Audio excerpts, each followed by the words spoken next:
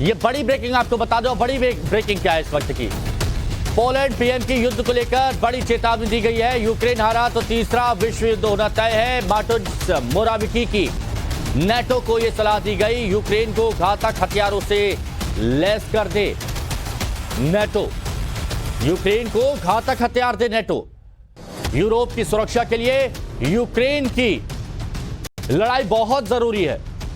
और यह पोलैंड के प्रधानमंत्री की तरफ से बयान आया है। पोलैंड के प्रधानमंत्री ये कह रहे हैं कि माटुज मोराविकी नेटो को यह सलाह दे रहे हैं कि यूक्रेन को घातक हथियार से लैस कर दें, क्योंकि यूरोप की सुरक्षा यूक्रेन की लड़ाई से।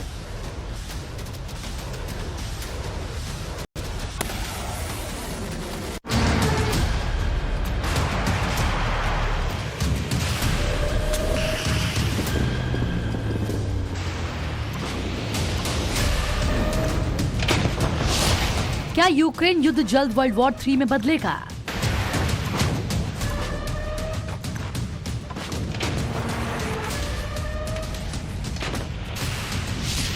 क्या रूस फाइनल अटैक को अंजाम देने वाला है?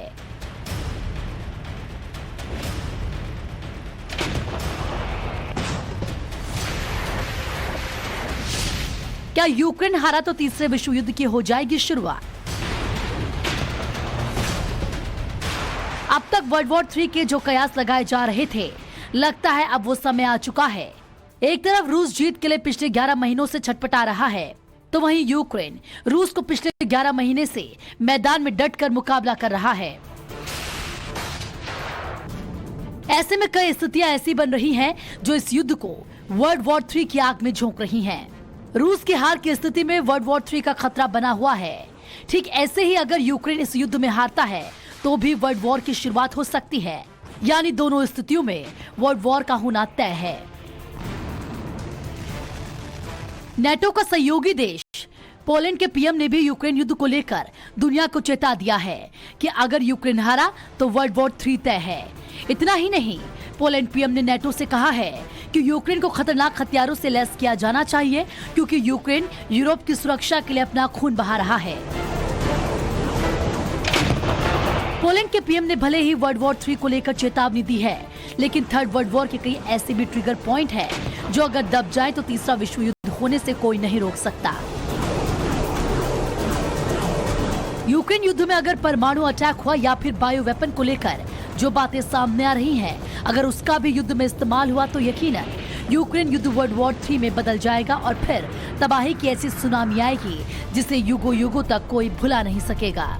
Bureau report, times sound of Bharat. तबाही की सुनामी की बात यहां पर की जा रही है। ऐसी तबाही की सुनामी यहां पर आई।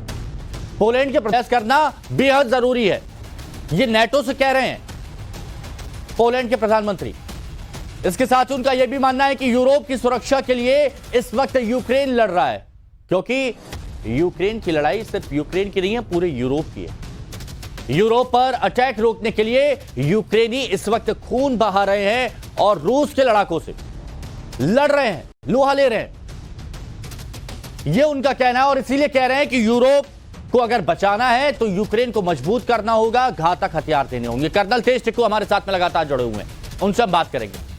कर्नल तेज टिक्कू, जो बात यहां पर की गई है पोलैंड के प्रधानमंत्री की तरफ से, आप इस बात को कितना अहमियत देते हैं? ये पोलैंड के पीएम ने जो स्टेटमेंट दी है बहुत संवेदनशील है, और एक प्रधानमंत्री से ऐसी स्टेटमेंट देना, इसको हम लाइटली नहीं ले सकते हैं।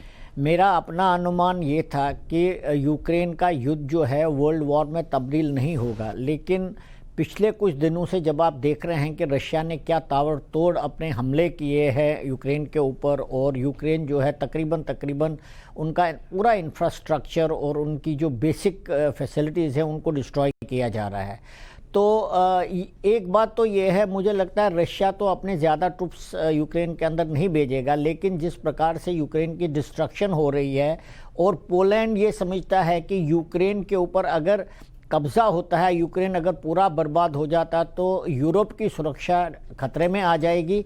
अगर आप उस नज़रिए से देखेंगे तो मैं मानता हूं कि ये स्टेटमेंट इसको सीरियसली लेना पड़ेगा और ये जो अगले कुछ दिनों में कार्रवाई होगी शायद उससे ये पता चलेगा कि यूरोप को कितना मजबूत बना रहे हैं। मैं मानता हूं कि जो अभी ब्रिटिश प्राइम मिनिस्टर ने अनाउंस किया कि वो अटैक हेलीकॉप्टर्स और चैलेंजर टैंक्स दे रहे हैं, मुझे नहीं लगता उससे ज़्यादा कोई फ़र्क पड़ने वाला, क्योंकि ये दोनों ऑफेंसिव हथियार हैं और यूक्रेन तो रशिया की टेरिटरी में जाने से रहा। अच्छा। तो लेकिन जिस प्रकार से मिसाइल अटैक हो रहे हैं, जिस प्रकार से यूक्रेन की बर्बादी हो रही है, उसको तो एक ही सिस्टम ठीक कर सकता है, वो एंटी एयरक्राफ्ट सिस्टम। और अच्छा, और इसीलिए ये कहा जा रहा है कि ये सारी चीजें यूक्रेन तक मुहैया करानी भी चाहिए। आप हमारे साथ बने रहें, लेकिन ये बात भी समझना बेहद जरूरी है कि अगर यूक्रेन की हार होगी तो उसकी वजह होगी उसके साथ ही वर्ल्ड वॉर 3 के और कौन कौन सी वजह हैं, ये कहें कि कौन से ट्रिगर पॉइंट है, हार की वजह है या फिर ट्रिगर पॉइंट है, ये इस पर हम बात कर रहे हैं, जिससे वर्ल्ड वॉर 3 का खतरा यहां पर बन सकता है। तो वो भी यहां पर दर्शकों को जानना बेहद जरूरी है। तो देखिए, यूक्रेन की हार पर तीसरा विश्व युद्ध तय है, पहला ट्रिगर पर। रूस के न्यूक्लियर अटैक करते ही वर्ल्ड वॉर 3 वो भी तय है, ये दूसरा ट्रिगर है।